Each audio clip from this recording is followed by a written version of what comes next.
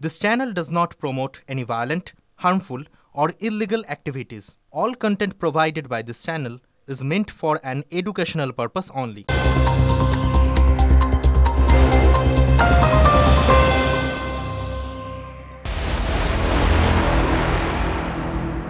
আর নিশ্চিন্তে থাকা গেল না, তার কারণ ভালো মানুষের মুখোশ পরে লুকিয়ে রয়েছে আরও জঙ্গি। কোথায় লুকিয়ে আছে, কি পরিচয় লুকিয়ে আছে, কি তাদের লক্ষ্য, তার একটা আঁচ পেয়েছেন গোয়েন্দারা।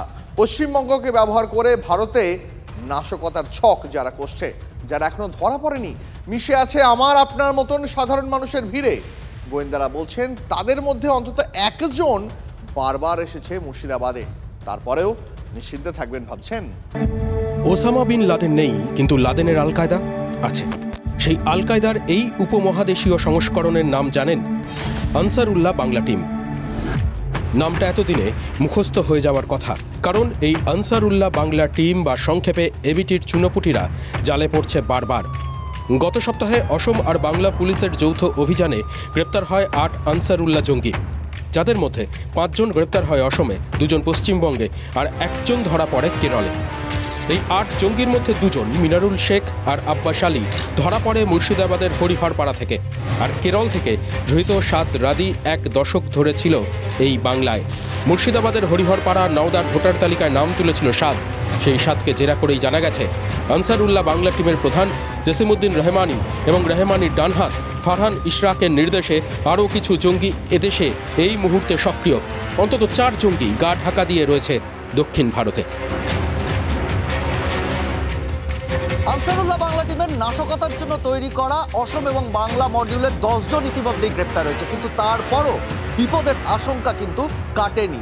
গোয়েন্দারা জানতে পেরেছেন এই সাদ রাদিকে জেরা করে যে এখনও এই ভারতবর্ষের বুকে আনসারুল্লাহ বাংলা টিমের বাংলাদেশের প্রশিক্ষিত অন্তত ৪ জন তারা ভারতে রয়েছে এবং তাদের উদ্দেশ্য একইভাবে নাশকতা ঘটানো।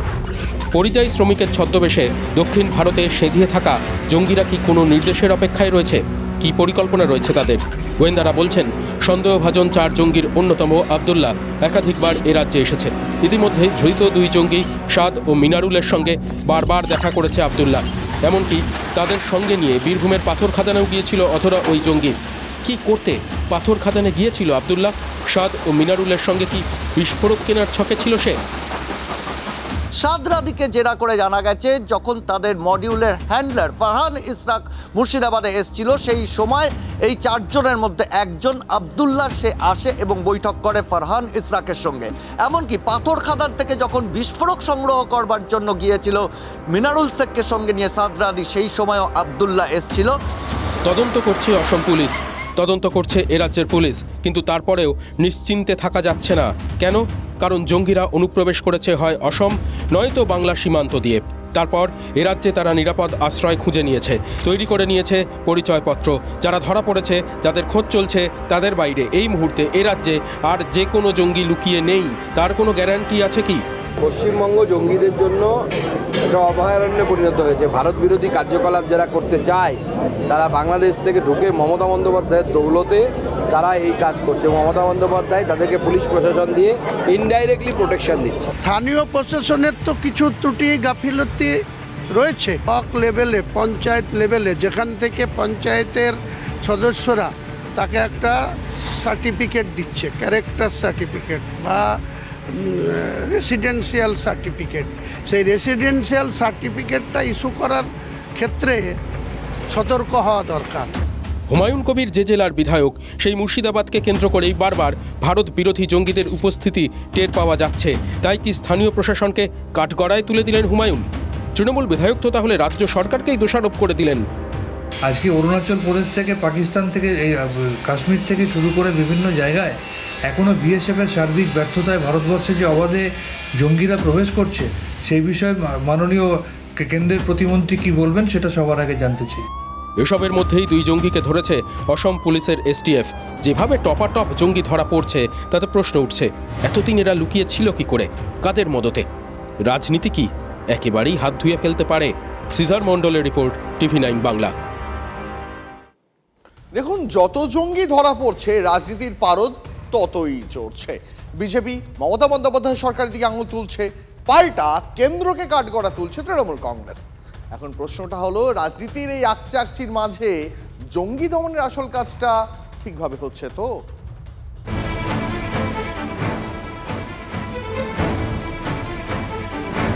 জালে জঙ্গি এ যেন রাজ্যের নিয়মিত ঘটনা হয়ে দাঁড়িয়েছে। বাংলায় এত জঙ্গি কেন? রাজ্যটা কি জঙ্গিদের নিরাপদ আশ্রয় হয়ে উঠল? কেন্দ্রের শাসক দল আর রাজ্যের শাসক দল একে অন্যের দিকে আঙুল তুলছে। তৃণমূলকে নিশানা বিজেপির। ভোটের স্বার্থেই নাকি জঙ্গিদের আশ্রয় দিচ্ছে তৃণমূল। অভিযোগ অগ্নিমিত্রা সর্বরীর। তো এটা হচ্ছে মুখ্যমন্ত্রী মমতা বন্দ্যোপাধ্যায়ের স্ট্র্যাটেজি। 2600 যাতে এই টেররিস্টরা রোহিঙ্গারা ভোট দেয়, সেই কারণে তাদেরকে ঢুকতে দেওয়া হচ্ছে। জঙ্গিদের পিসির বাড়ি পশ্চিমবঙ্গ, যার জন্যই তো আমরা আগে যেমন ছোটবেলাতে বুড়িমার চকলেট বোম দেখেছি, শুনেছি কালী পুজোয় ফাটতো, আর আমরা গত 11-12 বছর ধরে আমরা দেখেছি ভোট এলেই পিসিমার চকলেট বোম ফাটে। ঠিক একই অভিযোগ মঙ্গলবার করেছিলেন বিরোধী দলনেতা শুভেন্দু অধিকারীও। তৃণমূল কংগ্রেস, মমতা ব্যানার্জি ভোট ব্যাংকের রাজনীতি, মুসলিম লীগ ট্যুর সরকার চলছে। এই জঙ্গিবাদ, মৌলবাদ তাদেরকে বাঁচিয়ে রেখেছেন মমতা বন্দ্যোপাধ্যায়। শুভেন্দু দাবি করেছিলেন সুন্দরবন থেকে বাসন্তী হাইওয়ে আর কামালগাজী বাইপাস হয়ে কলকাতায় জঙ্গিরা ঢুকে পড়ছে। দুটি রাস্তাই ক্যানিং এর উপর দিয়ে গেছে। মঙ্গলবার শুভেন্দুকে নিশানা করেছিলেন ক্যানিং পূর্বের তৃণমূল বিধায়ক শওকত মোল্লা। বুধবার শওকতকে তীর সুকান্ত। আমার মনে হয় তদন্ত হওয়া উচিত যে জঙ্গিদের বিরুদ্ধে কেন্দ্রীয় সংস্থা, গোয়েন্দা সংস্থাগুলো আশঙ্কা প্রকাশ করেছে যে তারা হামলা করতে পারে, তার সাথে শওকত মোল্লার কোনো যোগাযোগ আছে কিনা। কারণ আমার কাছে বিভিন্ন সূত্র মারফত খবর আসে যে শওকত মোল্লার সাথে বাংলাদেশের লোকেদের নিয়মিত যোগাযোগ আছে। তাহলে জঙ্গিদের সঙ্গে কি এদের সম্পূর্ণ একটা বড় যোগাযোগ আছে? না হলে এই খবরগুলো পেল কি করে? ভারতবর্ষের যারা ইন্টেলিজেন্স তারা বলতে পারছে না, ভারতবর্ষের যারা গোয়েন্দা সংস্থা তারা বলতে পারছে না, অথচ এখানে দেখা যাচ্ছে শুভেন্দু আর সুকান্ত তারা এই ধরনের মন্তব্য করছে। শওকত সুকান্তকে পাল্টা দিয়েছেন, আবার কেন্দ্রকেও নিশানা করেছেন। যে আজকে যদি বাংলাতে যদি জঙ্গি ঢোকে, তার দায়ভার কার? তার দায়ভার হচ্ছে কেন্দ্রীয় সরকারের। কোথায় গেল 56 ইঞ্চি ছাতির বড় বড় কথা? কোথায় আছেন দেশের স্বরাষ্ট্রমন্ত্রী? সবই রাজনৈতিক আকচি, কটাক্ষ সিপিএম এর। পশ্চিমবাংলার মানুষ হিসেবে শঙ্কিত, অবিলম্বে ব্যবস্থা নেওয়া দরকার। যারা ক্ষমতায় আছেন, যে রাজনৈতিক দলগুলি, তারা ওপর আকচি বন্ধ করে এই ধরনের মিলিটেন্সির সমূলে গিয়ে গোড়া ধরে উৎপাটন করবেন, এই আশা রাখব। গোড়া ধরে মারো টান হবে কি? Bureau report, TV9 Bangla. কদিন পরেই বর্ষবরণের উৎসব, আর এর মধ্যেই নাকি বাংলায় জঙ্গি হামলা হতে পারে। রাজ্যকে সতর্ক করেছেন কেন্দ্রীয় গোয়েন্দারা। জঙ্গিদের নিশানায় বিরোধী দলনেতা শুভেন্দু অধিকারী। কেন্দ্রের রিপোর্টে রয়েছে এমন সতর্কবার্তাও। আইইডি বিস্ফোরণে শুভেন্দুকে খুনের ছকের আশঙ্কা করছেন অর্জুন সিংও। রাজনৈতিক দরজা আরও বাড়িয়ে দিয়েছেন তৃণমূল বিধায়ক শওকত মোল্লা। শুভেন্দুকে নিশানা করে শওকতের খোঁচা মির্জাফরের মতন অপঘাতেই মৃত্যু হবে। লাইটারের আড়ালে মারণ গ্রেনেড, যে রহস্য ভেদ করেছিল সমরেশ মজুমদারের গোয়েন্দা চরিত্র অর্জুন। আর এই শীতে রাজ্য রাজনীতিতে রহস্য রোমাঞ্চের পারদ চড়ালেন বাস্তবের অর্জুন। রাশিয়ান রাসায়নিকের পরে এবার বিজেপি নেতার মুখে আইইডি তত্ত্ব। বাংলায় বিরোধী দলনেতার উপর হামলার আশঙ্কা। স্টেট এজেন্সি যেটা করে, ওই রাস্তাগুলোকে যেখান থেকে ওনার মুভমেন্ট আছে আগে থেকে তারা ফরকাস্ট করে, কেন যে তারা আগে থেকে জানে এই ফরকাস্ট করার পরে আইডি ব্লাস্ট হতে পারে। কোনো পাবলিক প্রোগ্রামে আছেন উনি, স্প্রে ফেলে দেওয়া যেতে পারে, কেমিক্যাল স্প্রে থাকে তো দুনিয়ার নানা রকম, যেটা আগেও আমি বলেছিলাম। এখন দুনিয়ার নতুন পোর্টাল হয়েছে, যারা ওই পোর্টাল সেজে বা ফলস বুম বানিয়ে তারা কিন্তু উনার কাছে পৌঁছে গিয়ে উনার উপরে অ্যাটাক করতে পারে। ঘরে ঘরে ফেলুদা, ঘরে ঘরে ফেলুদা, ঘরে ঘরে বোম কেস, ঘরে ঘরে বোম কেস, ঘরে ঘরে কিরিটি। এই মন্তব্যকে সির্ফ কমিক রিলিফ ভাববেন না। বাংলাদেশে অস্থিরতার আবহে সে দেশের সংখ্যালঘু হিন্দুদের নিরাপত্তার দাবিতে জনমত গড়ে তুলতে সক্রিয় শুভেন্দু অধিকারী। সূত্রে খবর, কেন্দ্রীয় গোয়েন্দাদের রিপোর্ট অনুযায়ী তাকেই টার্গেট করেছে বাংলাদেশের দুটি জঙ্গি সংগঠন হরকাতুল জিহাদ আল ইসলাম এবং হিজবুত তাহরির। অপারেশনের দায়িত্বে 3 জঙ্গি। ডেডলাইন বৃহস্পতিবার। সূত্রে খবর, কেন্দ্রীয় এজেন্সির দেওয়া রিপোর্টে এমনই আশঙ্কা প্রকাশ করে সতর্ক করা হয়েছে রাজ্য প্রশাসনকে। এর আগে সিপিএম আক্রমণ করেছে, তৃণমূল আক্রমণ করেছে, এখন জঙ্গিরা করতে চাইছে। আগে জনগণ প্রোটেকশন দিয়েছে, এখন জনগণ প্রোটেকশন দেয়। বিরোধী দলনেতা এই বিষয়ে আর বিশেষ কিছু না বললেও এক ধাপ এগিয়ে ব্যারাকপুরের প্রাক্তন সাংসদ সুকৌশলে নিশানা করেছেন রাজ্য সরকারকে। 2026 ইলেকশনের আগে যদি মমতা ব্যানার্জি শুভেন্দু অধিকারকে মারিয়ে দিতে পারেন, তাহলে মমতা ব্যানার্জি পবারা হয়ে যাবে। মমতা ব্যানার্জি নিজের শত্রুকে নাশ করার জন্য সমস্ত রকম জিহাদি সংগঠন থেকে উনি হাত মিলিয়ে নিয়েছেন, এটা প্রমাণ আছে। কারোর ওপরে হামলা হওয়াটা বাঞ্ছনীয় নয়, কারোর ওপরে। এখন শুভেন্দু অধিকারীর উপর হামলা হবে কি হবে না, আমার ওপরে হবে কি হবে না, বা অন্য কারোর ওপরে হবে কি হবে না, সেটা কেন্দ্রীয় গোয়েন্দা যারা খবর দিয়ে তারা জানবে। এটা আমাদের পক্ষে বলা সম্ভব না। অস্থির বাংলাদেশের জেল থেকে জঙ্গিরা মুক্ত। পাকিস্তানের সঙ্গে সম্পর্ক বাড়াচ্ছে ইউনিট সরকার। ক্যানিংয়ে ধরা পড়ছে পাকিস্তানে প্রশিক্ষিত কাশ্মীরের জঙ্গি। সন্ত্রাসবাদীদের নেটওয়ার্কে খোঁজ চালাচ্ছে তদন্তকারী এজেন্সিগুলি। আর ঠিক এই সময় শুভেন্দু প্রসঙ্গে বিতর্ক বাড়িয়েছেন তৃণমূল বিধায়ক শওকত মোল্লা।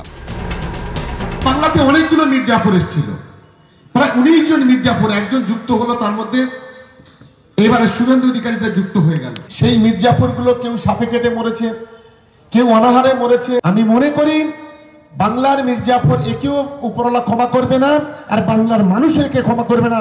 একে ঠিক ওইভাবে আগামী দিনে এইভাবে ওকে চলে যেতে হবে।